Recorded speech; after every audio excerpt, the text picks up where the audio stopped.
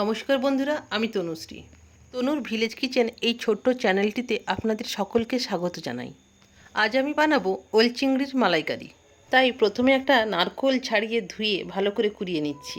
তারপর মেন উপকরণ ওলটাকেও ছাড়িয়ে কেটে নেব।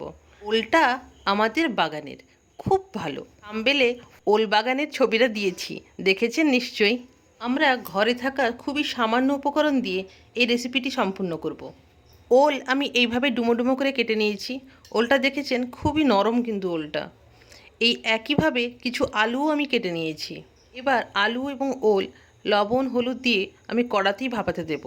এটা কিন্তু প্রেসারে দেব না, কেননা একটা সিটিতেই গলে যাবে। এদিকে ওলটা সেদ্ধ হতে হতে নারকেলটা চটকে দুধটা বের করে নেব। গ্রাম বাংলার অনেক রান্নাতে নারকেল হচ্ছে একটা ঐতিহ্যবাহী উপকরণ এবং সহজলভ্য। ওলটা প্রায় 90% সেদ্ধ হয়ে গেছে। এবার জলটা ঝরিয়ে নেব। জল ঝরানো হয়ে গেলে রান্নার বাকি উপকরণগুলো একটু দেখে নিই। আদা বাটা, রসুন বাটা, কুচনো পেঁয়াজ এবং কুচনো টমেটো, আর কিছু চিংড়ি মাছ ভেজে নিয়েছি।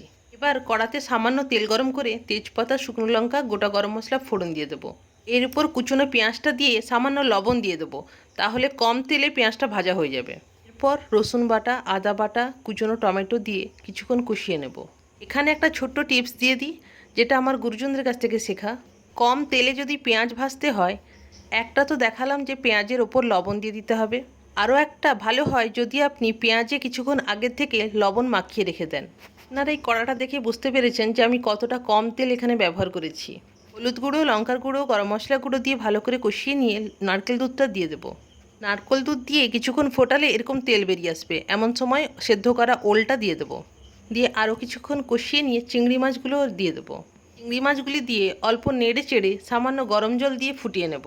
আমাদের ওল চিংড়ির মালাইকারি একদম প্রস্তুত। এবার ভাত বেড়ে ফেললাম। এই রেসিপিটি আমি খুবই সামান্য তেল মশলায় তৈরি করেছি, কিন্তু স্বাদে কোনো ত্রুটি হয়নি। এটি আমার একটি ছোট্ট চেষ্টা। খুবই কম তেল মশলায় গ্রাম বাংলার একটি ঐতিহ্যবাহী সুস্বাদু পদ তুলে ধরলাম।